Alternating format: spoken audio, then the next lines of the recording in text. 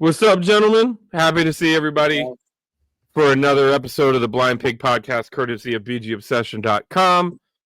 As always, if you're here, we really appreciate having you. If you're watching us on YouTube, know that you can also catch us on all major audio podcast platforms. If you're listening to us, you can always watch us on YouTube.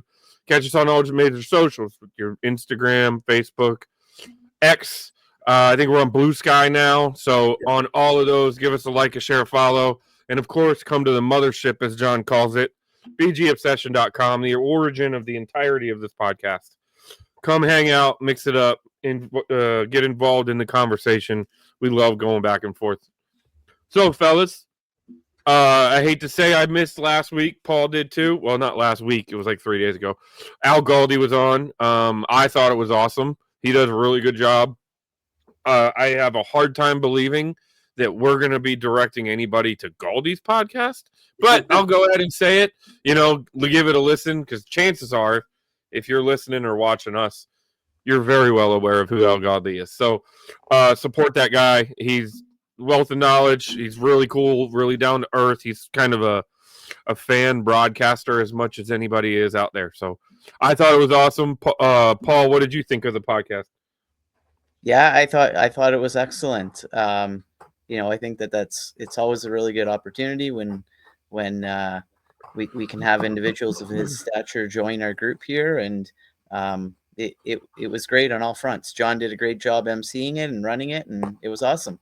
It's the thing about Galdi, man. I mean, in addition to him just being an incredibly nice guy, which he is, but for instance, tonight we're going to talk offensive free agent possibilities for the Commanders. Well, I don't know that stuff, man. I have to go out and I'm on 17 different websites looking at stuff, trying to come up with some coherent thoughts. But Al Galdi, man, he just knows. He's so well versed in everything around the NFL and especially the Commanders.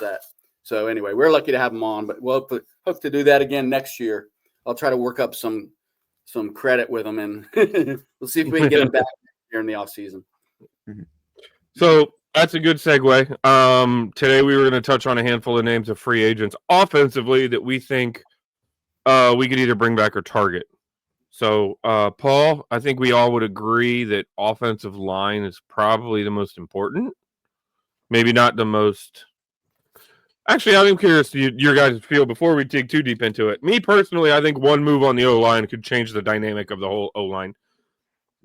Who's currently under roster? Nick Allegretti. He was signed to a 3-year deal, so he's entering year 2 of his 3-year deal. Sam Cosmi just signed a big extension. Those are your guards. Tyler Biadasz, I think we all can slate him in as the expected starter at center. And then Brandon Coleman, the 3rd-round pick that played almost every game last year, if I'm not mistaken. And I think he did it predominantly at left tackle. There have been people that say he could be a guard. Maybe you could swing him to right tackle. So that could kind of depend on what, I guess, Paul's focus on the O-line and where we go from there. But how do you guys actually feel about our O-line before we go too far into the changes? Me personally, I think we've got 4 starting caliber players. Now, it's going to depend on Cosmi and his injury because it was an ACL and it was late. But I think we can mix and match Allegretti, Biadasz, Cosmi, and Coleman in some instance on that line and be pretty comfortable with that. Yeah, I agree. Go ahead, Paul. No, the only I agree with everything you're saying. The one thing that concerns me about our offensive line is our depth. We have a decent core of players on the offensive line, but I would not say that some of the guys that we have on our offensive line are guys that you can necessarily depend on years down the road. I think we need to bring in a lot of competition, and I think we need to push some of the individuals that are on our line. Competition essentially breeds success long term, and I think that some of our guys need a push, and I'm really, really concerned about the depth on our line in general. Yeah, I guess I agree with that. I think the other thing too is the 2 big questions are, what are they thinking about Coleman after year 1? I mean, obviously he's a physical beast, but he's also still plays pretty raw at times. And how much, what's his ceiling? And I don't know how they feel about that, whether they're I tend to think they're going to plan to keep him at left tackle. But I don't know that for a fact. And then I think Sam Cosmi, he's been around for a few years, has really come on the last couple seasons. But he did get hurt, so hard to know what their plans are with him. But I just think we need big uglies who can dominate people at the line, and I don't care what position they play. I mean, they can figure that part out, you know. Yeah. And when you're considering the team that we're gunning for, that being Philadelphia, and you think about what those guys have on their defensive line, I mean, we need a top-notch offensive line to match that if we want to take that next step. I mean, you can even throw Detroit into the equation as well. We played them last year without Aiden Hutchinson. What's it going to look like if we're facing Aiden Hutchinson in, let's say, a wild card or a divisional game or whatnot, an NFC championship game? How does that change the dynamic if we have to go up against him? So I think it's an absolute priority to to get that offensive line as strong as we can, especially when you consider the fact that our most important investment is Jaden Daniels. We need to protect that guy at all costs.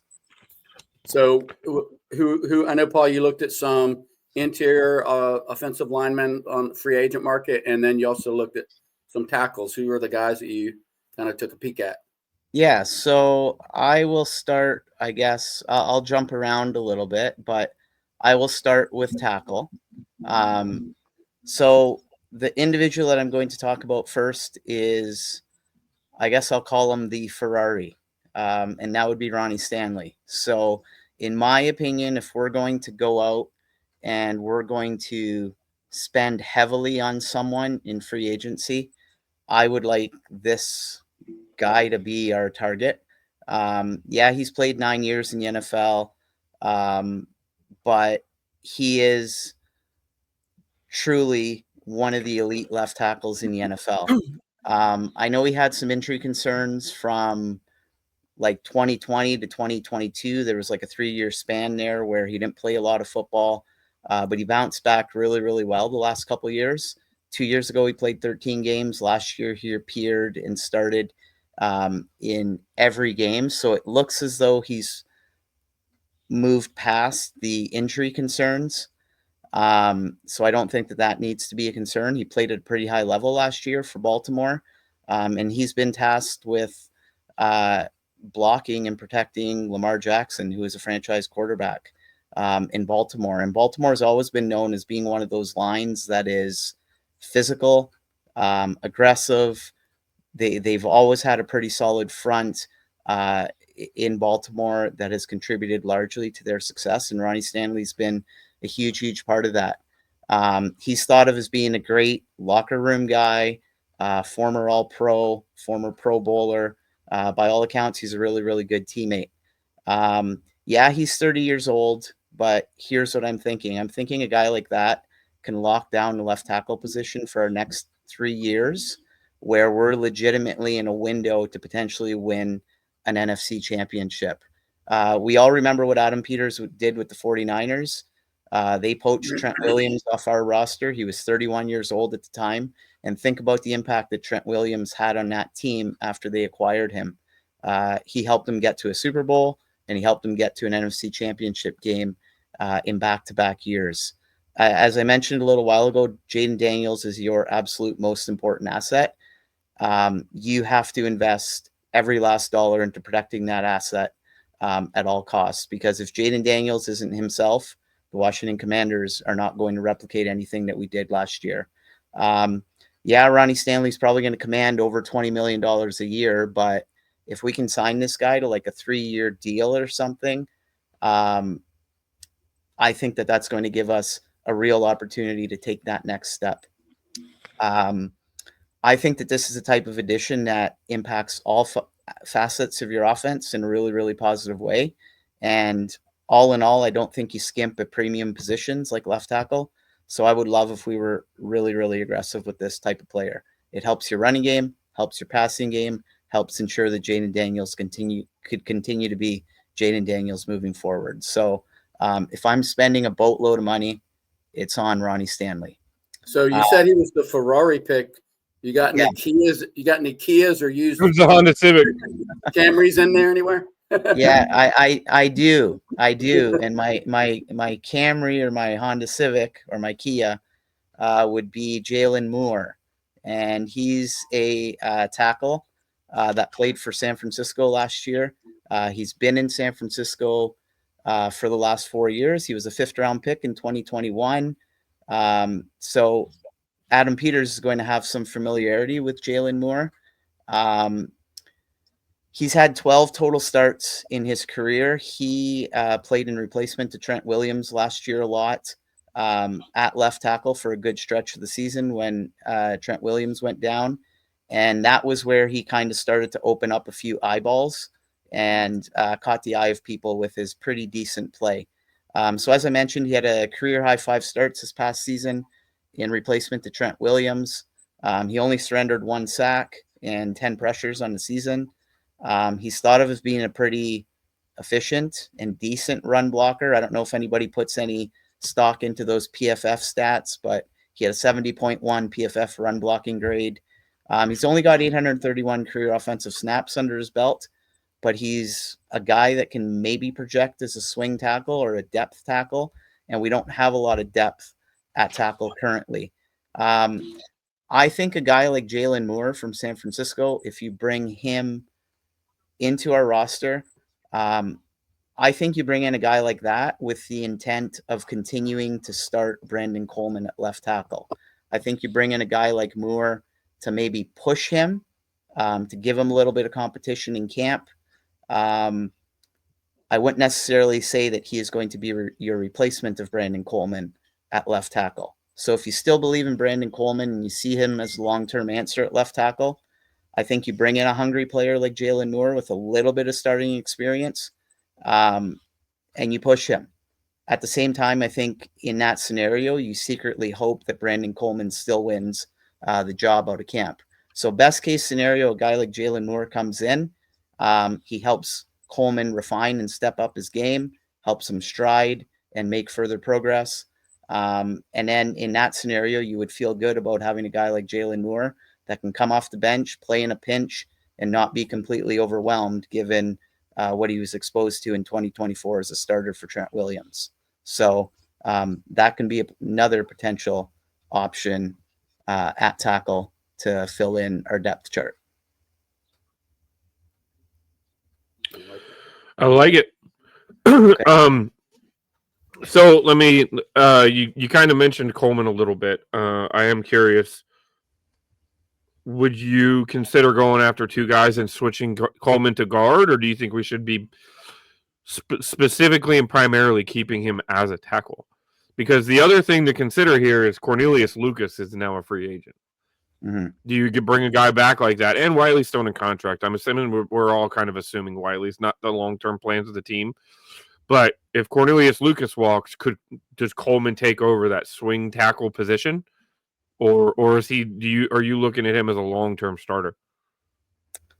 I as I mentioned before, if you bring in Stanley, then you obviously have other plans for Coleman.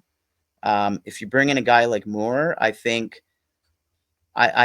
something like that, like a lower end tackle, would be with the intent of keeping Brandon Coleman at left tackle. And I mean, given the fact that we picked this guy on day 2, 3rd round of the draft, you legitimately expect your 3rd rounders to contribute to this team. I personally feel that there is an intent on the part of the franchise to keep Coleman at left tackle. I might be wrong there, but I think they want it to work. Yeah, I think that sounds right. Absolutely. All right. Well, John, you looked at some. Is that all you got, Paul, or did you have interior too? No, I got interior guys too. I can do it later. I can Rock do and it roll, now, baby. Let's hear it. whatever you want. Because it comes back to, and obviously the interior matters. I think Cosme's injury, and what do you think of Allegretti? I think we could improve Allegretti, but I think if he's starting at left guard, I don't think he's complete liability either. You know what I mean? So I think there's room for improvement, but I don't think we need to be running the ticket up to the podium, I guess, to replace those guys. So who do you see as an interior guy? I just Sorry, want to throw out there before we go.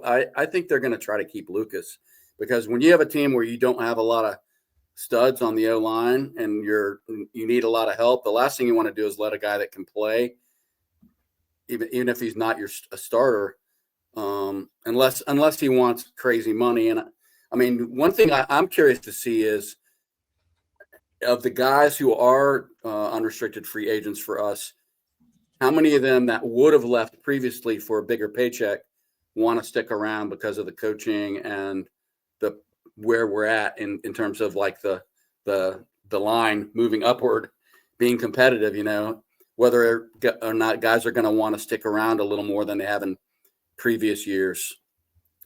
Mm-hmm. Anyway. Yeah. You're not wrong. Mm-hmm. What was I saying? That we'll talk about it, but Myles Garrett, somebody made the point about Myles Garrett that we're probably one of only two teams that could trade for him that could give him what he wants as a legitimate shot at a Super Bowl. And that's crazy to talk about right now, but it's the God's honest truth. So that's something to consider. So, all right, what you got, Paul? Okay, so I'll start with probably, like, I get excited about offensive linemen, as you can tell by my screen name on BGO. Always was a fan of the Hogs and whatnot. And even when we talk about draft and all that kind of stuff, like, offensive line is easily my most favorite position. So that all being said, the guy I'm going to talk about next is probably my favorite guy in the whole free agency class. He's really intriguing to me. Patrick McCarry from the Ravens, 27-year-old, 6'4", 305 pounds. He's got 6 years under his belt of NFL experience, all with Baltimore. When you think of the word versatility, he fits it to a T. So he's got 53 career starts, playing on all sorts of positions along Baltimore's offensive line. This past season, he started 17 games, all primarily at left guard. But as I mentioned, he's played everywhere on their line. In 2021, he played 12 games at right tackle. He's started playoff games for the Ravens in the past at center. So he literally can be mixed and matched anywhere on your offensive line and come in and be a pretty decent player. So when you think of our offensive line and you think of who we have there, Allegretti at left guard, yeah, sure, he had a pretty solid season. But as I mentioned earlier, you're always looking to do better. I think McCarty can come in and provide competition and push him. And whoever doesn't win that job, you're basically elevating your depth regardless of how that transpires. Biotish had a few injury concerns down the stretch. If we ever needed him to come in and fill in a pinch there, he can do it. Cosme's going to be out for quite some time to start the season. So we have a massive hole right now at right guard, and Cosme is a pretty effective player for us. A guy like McCarry can come in and gives you some leeway, allows you to have a pretty decent player filling in that position, and it puts you in a situation where you're not forced to bring in Cosme or rush him back any sooner than he needs to be. You wait until a guy like that is fully healthy and can come back to prevent any further damage. And last but not least, Andrew Wiley, he looks to be on the outs at right tackle. So McCarry can fit in anywhere on this offensive line. A few pieces of information in regards to how many snaps he's played in his 6 years in Baltimore. He's played 672 snaps at left tackle, left guard 832. He's played at center 683 snaps, right guard 272, and right tackle has actually been the position where he's played the most, 1,206 snaps over his NFL career thus far. Again, he's thought of as being an above average blocker, not a superstar, but a solid player. If there's one concern in regards to him, that would be penalties. He had 14 this past season, but to me, penalties is coachable. I think that can be fixed. So overall, what does he give you? So at 27 years old, he's an above average starter. He can serve as part of your offensive line core for the next 3 years with a guy like Biotish, Coleman, and Cosme as this team continues to grow. whether he comes in and he's your sixth lineman off the bench, or if he's thrust into a starting role, which he's proven capable of locking down, there's always room for a guy like this on your roster. Again, he blocked for one of the elite quarterbacks in the NFL, in Lamar Jackson, and he carved out a role on one of the most highly regarded offensive line in football over the last 6 years. So I think there's always room for a player like this in your roster, and I would be totally ecstatic if we brought in a guy like this. He can just help you anywhere on that offensive line. I like it. Yeah. So, I and like the it a last lot. guy, the Mhm. last guy I'm going to talk about, I'm not going to go into enormous detail, but it's a guy that's connected to Adam Peters, Aaron Banks. So he's another one of those younger players just entering his prime. He's played 4 years in the NFL. The 49ers actually drafted him in the second round in 2021. He's played 4 years with the Niners. He's started 43 games, and all those 43 starts have come in the last 3 years. Now, San Francisco, apparently, I can't remember the individual's name, but they basically have a replacement in place for Banks, someone that they would prefer to take over his spot on the interior. He's thought of as being an average guard.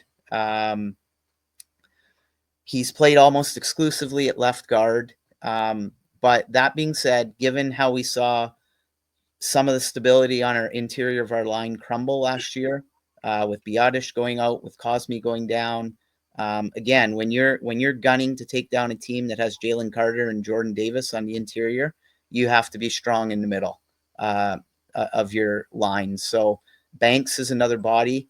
He alone doesn't solve the problem along our offensive line, but again, he enables you the opportunity to create competition. I just like the fact that he's younger, but at the same time, he's still got some experience. So he can push the guys we have. And, given that we've given Sam Cosme $74 million, and also we're paying Allegretti $16 million over 3 years, I think if you get a guy on the cheap like Banks and he comes in at the right price, maybe he can be an option. So that's what I got for interior. All right.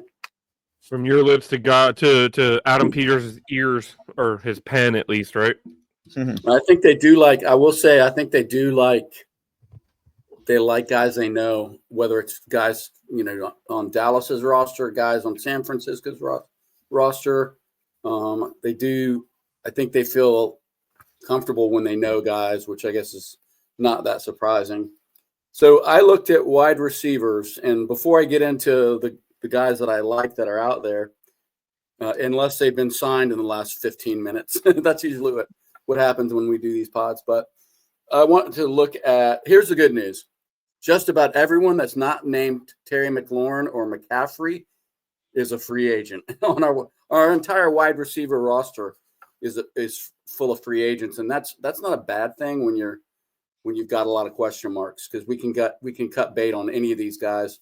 I'll rattle them off. Noah Brown's a free agent. Diami Brown's a free agent. KJ Osborne, who hasn't even played a down yet, he's a free agent. Olamide Zacchaeus, my UVA buddy, he's a free agent, and Jamison Crowder is a free agent. So I'll just tell you right off the bat, I think we've seen enough of Diami Brown, and I know some people will get all excited about the 2 games last year where he looked like an NFL wide receiver, and I'm not beating on him, but he's been around a while, and when your career year is 30 catches over 16 games for 308 yards, that's, I don't know. At some point you have to say, it's not that impressive. I know Terry McLaurin sung his praises this season, which that certainly carries some weight, but I just don't know if the guy is ever going to really get it. And so I would probably cut bait with Diami. Jamison Crowder, I'm cutting bait with him. I mean, he's good on returns, especially. He's not without talent, but I mean, he's an old guy, and I think we need to make some upgrades. I'm probably going to re-sign Noah Brown. Noah Brown had 35 catches for 453 yards in a touchdown in 11 games. That's better than Diami Brown had in 16. So I like Noah Brown. I think he's only 29 years old. I'm going to re-sign KJ Osborne, and he didn't play, but his last full season with the Vikings, he had almost 50 catches for 540 yards and 3 touchdowns. So he's got some talent. And then I'm probably going to bring back my buddy Zacchaeus because he's a UVA guy. That's it.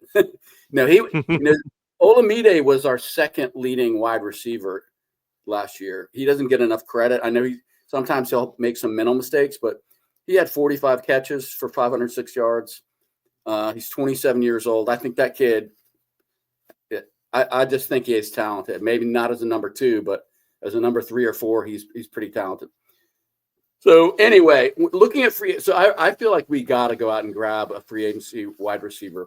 We need help right now at wide receiver. We need a legit number 2. So here are the guys I looked at really quickly, and I'm going to talk about 3 of them. But I looked at Chris Godwin, Stephon Diggs, DeAndre Hopkins, Darius Slayton, Mike Williams, and Elijah Moore. I immediately took Stephon Diggs off the list. He's 31 and he just tore an ACL. So to me, that you're just asking for trouble. He's a great receiver, but I just think I'm not willing to take that risk.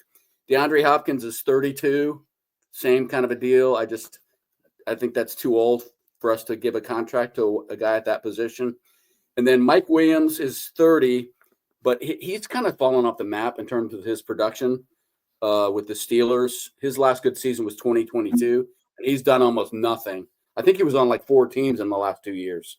So I think he's kind of done. So the guys that I'll give them in order of my preference, I really want them to go out and get Chris Godwin. And I know he's going to be expensive.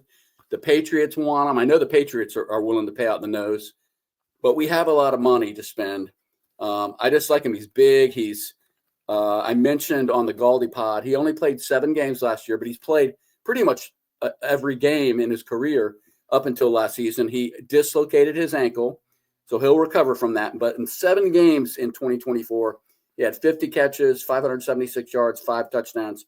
He was on track to have a career year.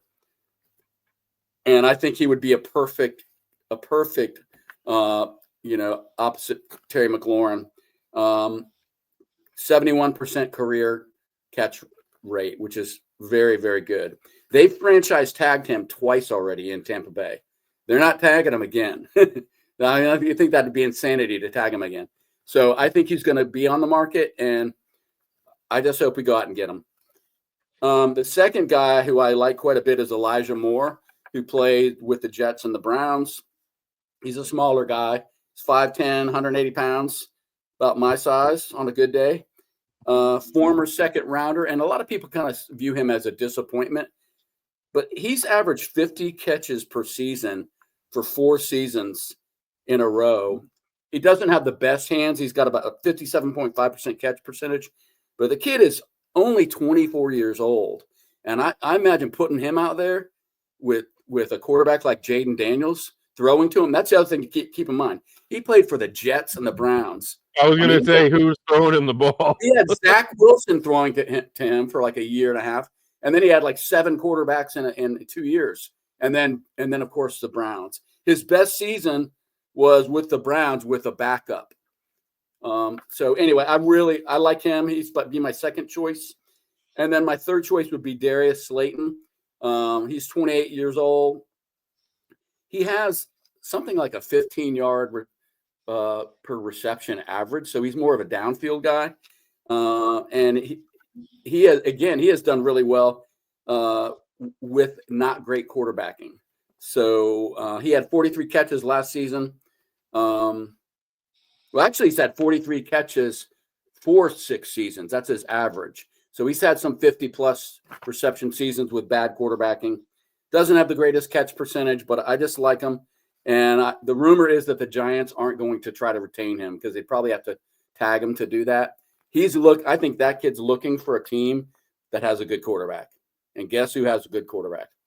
So I'd be okay with that. Those are the 3 guys that I'm most interested in. And I don't know if you guys want to talk any more about wide receivers. If you don't, I'll move on to tight ends. A couple other names I had written down on mine. Chris Olave was the top one. But some other interesting names: Darius Slayton. Slayton is my third choice. You did talk about Slayton. I'm sorry, Yeah. my brain was turned off for a second there. And DJ Chark. Could Chark come in and surprise? Because Chark kind of fits that mold of a higher profile guy who never really lived, like, is that the kind of guy that Peters and company look at as this guy needs a rejuvenation to his career? So, or maybe it was a bad fit where he went, that kind of thing. Well, he went to Jacksonville. Am I right? Jacksonville. And while they had the savior of Trevor Lawrence, that offense never truly got going. So you do wonder if he's got some more talent there.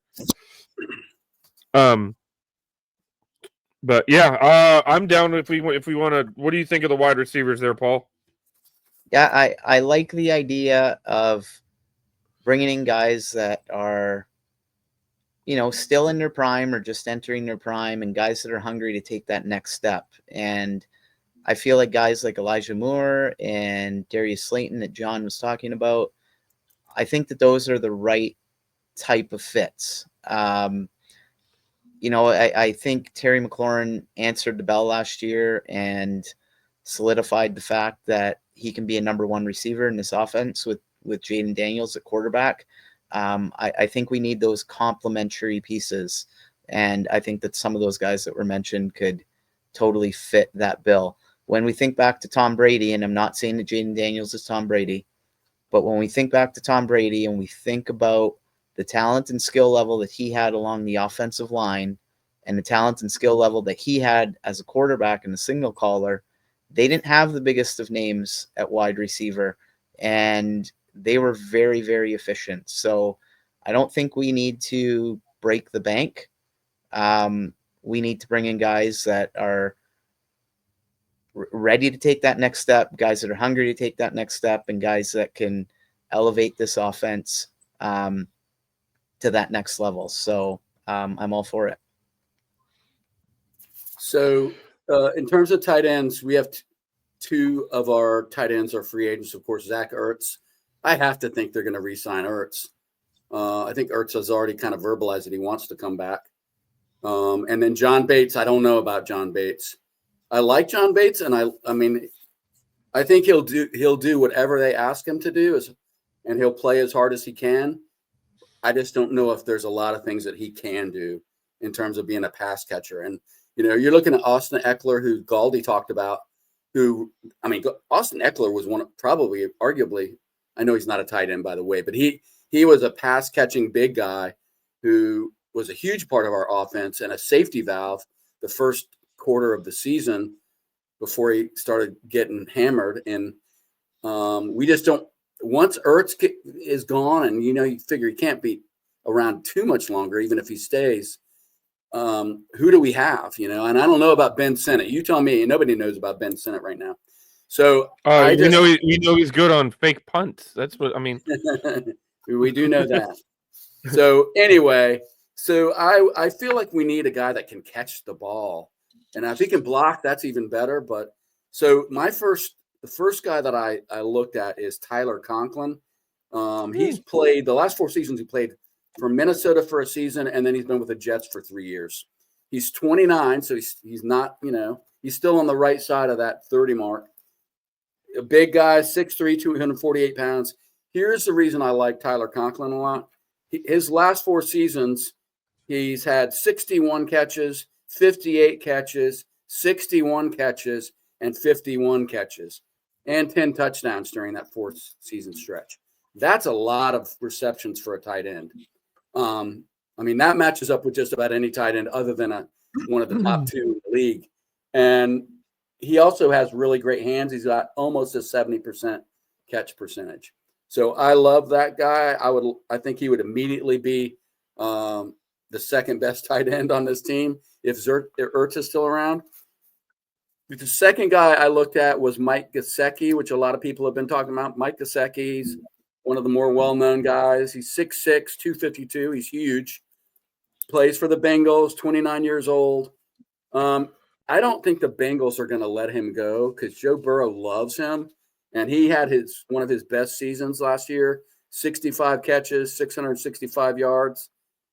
and he has good hands. So I would definitely be interested in Gesicki, but I think Conklin is just as talented, and we probably have a lot better chance of getting Tyler Conklin than we do Mike Gesicki.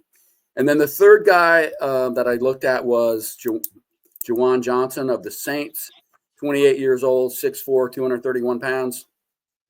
He had his career high 50 receptions last year, so he's kind of hasn't had a lot of breakout seasons, but he has had 18 touchdowns since 2021, which is the 7th highest in the NFL for tight ends. So he's very good in the red zone, and he's a good downfield threat. So he's not one of those dink and dunk type tight ends. He's more like, I can get open 20 yards down the field, and I can get in the end zone and bring down a contested catch. He's one of those kind of guys. So again, my top choice would be Tyler Conklin because of he's so productive in the passing game. Gesicki would be my second choice. Juwan Johnson would be my third. It's a terrible year for tight ends in free agency. I didn't say that, but there's not much. I believe Gesicki, wasn't that your free agent target, Paul, when he was a free agent? No, maybe I've never covered tight ends. Maybe it was John. Okay, I did say it was like 2 years ago or something.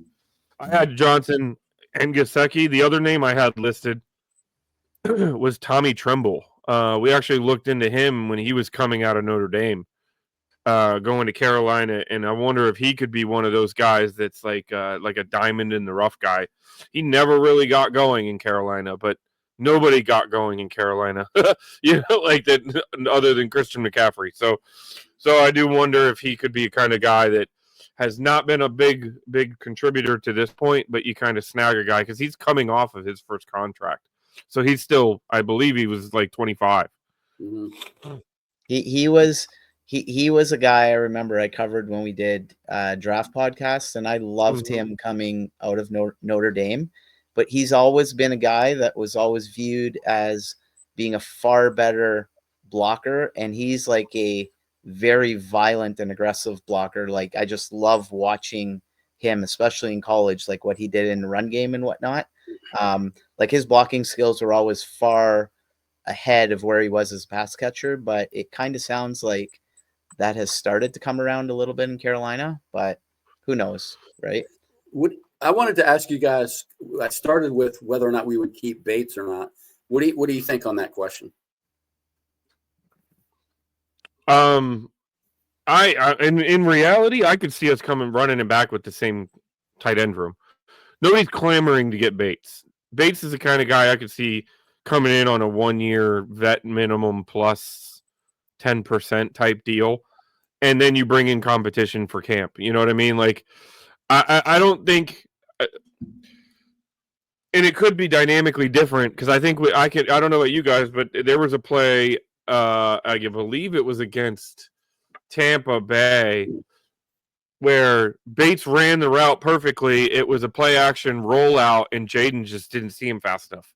You know what I mean? It would have been a walk-in touchdown. You know, so one of my questions, Derek, is if Zach Ertz hadn't been on this roster in 2024, which one of these guys would have emerged? Would any of them have emerged as a go-to tight end pass catcher? To the level Ertz did. Ertz had a damn good season. People are like make fun of Ertz because he's the zero yak. He never, he doesn't get it. He had like 70 catches for like 700 yards.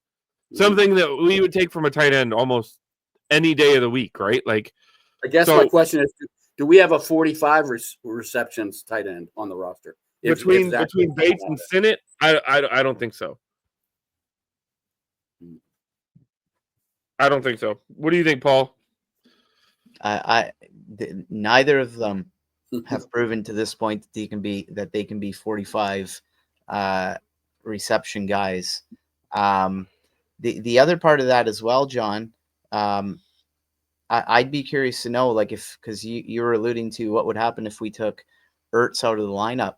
I'd be curious to know what type of impact that would have had on Jaden Daniels. Like, I think that some people take for granted the impact that he had on his season. How many times did he target him on third down or in clutch situations? I mean, Zach Ertz was always one of the first guys that he looked to.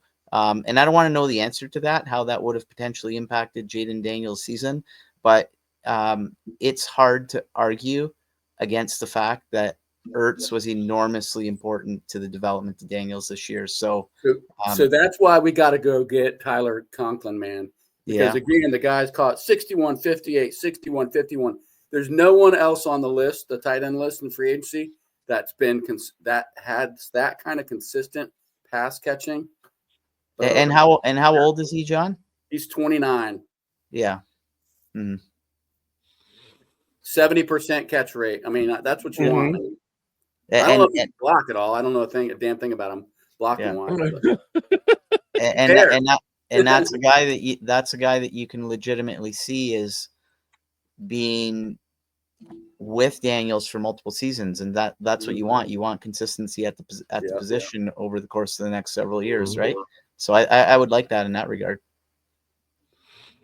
All right. So the last position group that we kind of had circled as potentially addressing is running back. We've talked a little bit about Brian B. Rob. I am not confident B. Rob is what we all hoped he would be, and we still hope he is. But we've mentioned it a couple different times throughout the course of the season. He's been caught from behind. He doesn't. He kind of lacks that explosion to the point where he can take a house call more than about 35 or 40 yards. He did that against Tennessee, but if I remember correctly, I could have probably scored on that play because the hole was that big, and or at least I could have got 20 yards or something. So, I could see us making a move, and it might not be a high-profile move, but at least a move at running back to try to shore up that playmaking ability. Because when you have a guy like Jaden Daniels, you can use that to create, especially for your running backs. And I think we saw a marked drop-off when Eckler got hurt because he did have some explosion, and it hurt. So a couple of guys I want to talk about. The first guy I'm going to talk about is kind of an X factor guy. This is a long shot. Is Elijah Mitchell, formerly of the Niners. Now he has battled some injuries. He was going to be the guy post Christian McCaffrey. In 21, he had 207 carries for 963 yards, which was his best season as a professional. So he's got some playmaking explosive ability. If I'm not mistaken, he ran a sub 4.40 when he was coming out of college. But the problem is he's had some injury history. In 22, he only started one game, played in 5. 23, started one game but appeared in 11. And then in 24, he was kind of circled to be the guy with Jordan Mason backing him up. But he ended up getting hurt and going on IR in late August and never touched the field in 24. This is a guy that Adam Peters has been around. I don't think, and you'll see a little bit of a trend that he's probably very familiar with Elijah Mitchell. And this guy can be an explosive back. And if you run with Kerry B. Rob, you keep Eckler, who's still in a contract, go into it with a guy like Elijah Mitchell, where he's only seeing 25 to 30% of the snaps, but he's seeing a pivotal, and it's an effective 25 to 30%. That could change the dynamic, especially with Jaden. And he could, work him back and see if he can surpass B-Rob. Next guy I'm going to talk about is Raheem Mostert, another former 49er, and this is an interesting name. He was just cut, and this is a guy that obviously he's actually 32. He's older than what I really was looking at. But in fairness, last year he actually led the league with 18 touchdowns, and it was his only 1,000-yard season came when he was 31 years old. And if you'll remember, that was an explosive run offense in San Francisco, or in Miami. Sorry, that was a run. That run offense had Raheem Mostert, It had his last name is Taylor, and I'm spacing on it now, and one other guy, and it seemed like whoever they ran out there was able to, it was just speed. It was speed. So, I think he can still be effective. He was still averaging 4.8 yards a carry last year, 4.9 the year before. So, I had him on my fantasy team, Derek, so I know he outperformed expectations. Well, now this past season, he had some injuries again. And like I said, he's 32. Normally, I wasn't looking at that age, but if you go back and you actually look at his career, he didn't really carry any real carries of substance until 2019 when he was 27. He had 137 attempts. Before that, it was 34. Before that, it was 6. Before that, it was 1. Or it was 2. You know what I mean? So he might be 32, but his legs only have 5 years of actual NFL play on him. That's a good point. You know what I mean? So, one other thing with Elijah Mitchell that I will point out, back in 21 in his best season, he had 19 receptions. Raheem Mostert, on the other hand, averaged his lowest as a full-time starter was 14. So he had 14, 16, 31, 25, and 19. So he is also effective in the pass game. And in those seasons, he averaged 4.2, 12.9, 9.8, 6.5, 7, and 8.5 yards per reception. So he can be a dual threat kind of guy. And as we all have seen, and he's the kind of guy that can, if you look at his longs and rushing, 52, 41, 80, 11, 67, 49, 21. There's some big home runs there. And in the receiving game, it's similar. There's a 76-yarder as long, and then, multiple 23, 25, 25, 22. So he can be explosive in that sense. And another one, Adam Peters he was signed by the Niners or traded for in 16. He played for 4 teams that season, so I believe he was a late season either signing or trade. But it's a guy, I believe Adam Peters was a part of that. Granted, it's been 9 years ago, which is crazy to think about. The next name I'm going to talk about is one that we talked about coming out of college. He was a home run hitter coming out of college. Primarily in the NFL, he's used in the pass game. We have seen little bits and pieces of him, but he has always been overshadowed by a bigger wide receiver or a bigger running back, and it's Kenneth Gainwell. I think, if I'm not mistaken, we did talk about him when he was coming out of Kansas, right? As a guy we would like to target as a running back when we would on one of our podcasts. It's kind of funny we've come full circle that now we're evaluating rookies that we talked about as they're finishing their rookie contract. Consistently has not started. Like I said, this past year he was sitting behind Barkley. You know what I mean? And in years past, he's been behind some other big name running backs. But consistently playing. He's in the 4 years he's played, he has appeared in 16, 17, 16, and 17 games. In those seasons, he has never had more than 84 rushing attempts. So he is definitely not a feature back, but he's right around between 4 and 4.5 every season yards per carry. So I wonder if that could be one of those unsung hero guys that maybe Peters has known about because he was evaluating him in San Francisco, because he's a dual threat type of running back. In those seasons also, he's had 50 targets, 29, 37, and 22, and converted the vast majority of those. So he's very effective in the pass game. The last guy that I'm going to talk about is one that we all made fun of this past season, but it could be interesting because there could be ties there, is Rico Dowdle. Rico Dowdle played for Dallas, and we all kind of laughed at the fact that they have somebody named Rico on their team.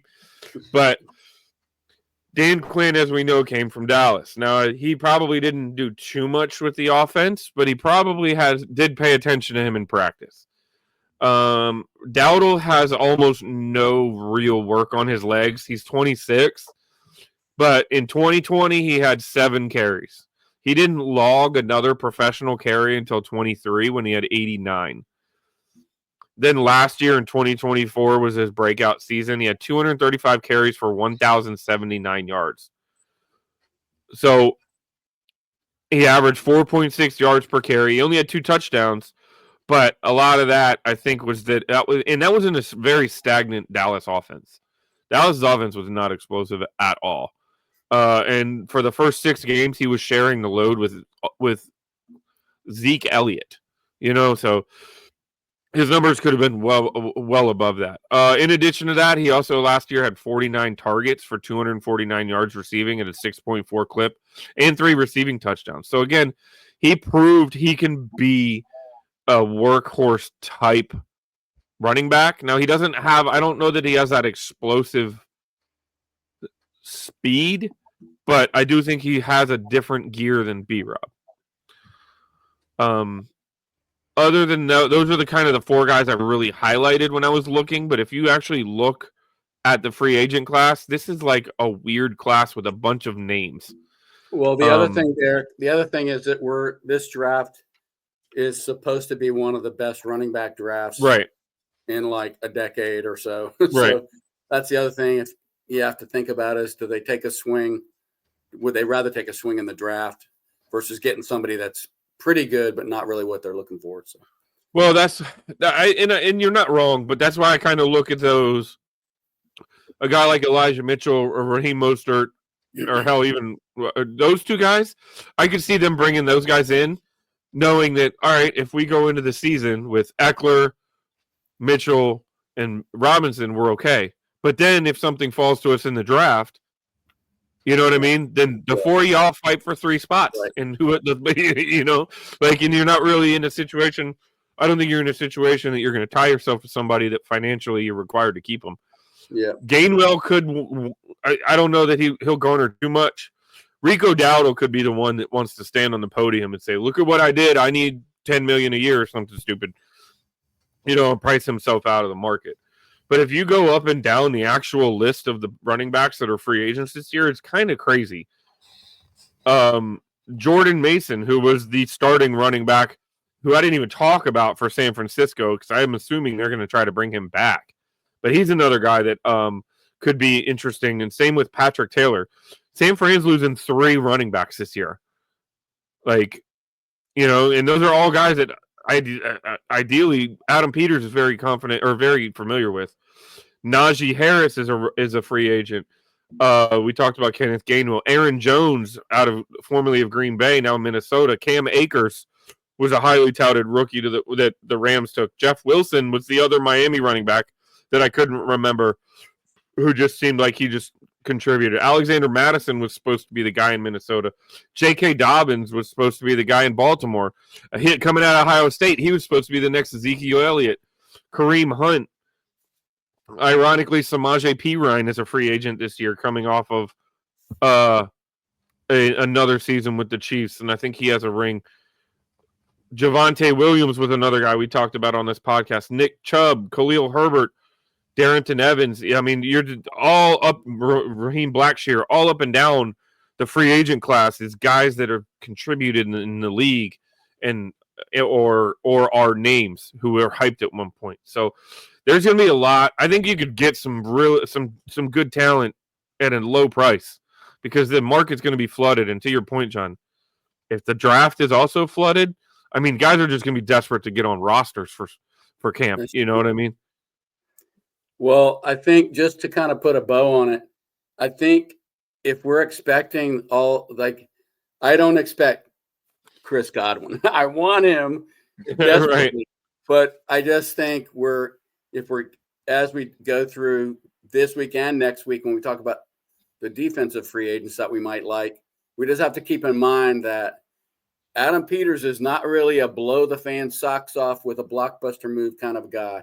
I just don't think he is. And I think he's going to go for the value, what makes sense, and what we don't talk about a lot is how does the guy that they're looking at, how do they mesh with like what they need from that position and how does it fit into the overall, offense? I think they look at that a lot more than fans do. because we're fantasy football players and Madden players. We just look at the highlight reels and dream and salivate. But I think they look at it in a different way. So I'm fully prepared to be like wringing my hands because we haven't done anything 5 days into free agency. I think that could quite possibly be what happens. I agree with you, and I think that's kind of things that that we should also keep in mind. Though, is look at the track record. You know what I mean? Like, I think if there's one thing Peterson and Quinn and company probably do is they trust the process, for lack of a better term. Yeah. And the process got them to an NFC championship in year one. So I'm not going to not trust the process because so far it's batting 1,000, right? Like, oh yeah, I think I think they're going to look at. I think we could see similarities to what we saw with you look at the biggest contributors. You look at Ertz, you look at Wagner, you look at Fowler, you look at Arms. Could that mean that at tight end we do look at a guy like Conklin, or at wide receiver instead of them we look at a guy like Brandon Cooks, who's going to be less expensive, who's been at the top of the league, who's now on his third or fourth team, or a guy like not Mike Williams. Who's the other guy from the Chargers? Keenan Allen. A guy like Keenan, so is that the way that they go? Or you could subscribe to the idea that they're saying, even them are saying, look, we're ahead of schedule. We got 4 more years with this cat under center. Let's get while the getting's good, and let's have this window open as long as we possibly can. I think it's an interesting conversation to have. Well, we'll find out. That's the good news. In due time, we will find out. Yep. Well, the combine interviews started today, I believe. We're already at the freaking combine. We are exactly 2 weeks from the day of the opening of the new league year. This, man, can I say something? This is I put it on here on my little quote under my name. It's no longer our favorite season. I'm happy rooting for my team well into January, and then blinking and being into the draft instead of having like 4 months of 4 months of mock drafts. We've been talking about the draft since late December. Right. It's awesome. It's awesome to you turn around and here we are. Yeah. Right back talking about the draft, and it seems like the season just ended. So, all right. Well, gentlemen, as always, it's been a pleasure. It's been fun.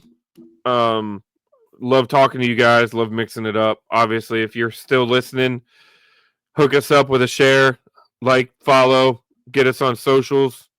Always feel free to come by bgobsession.com, totally free. Paul just dropped the draft prediction contest, if I'm not mistaken, this past week.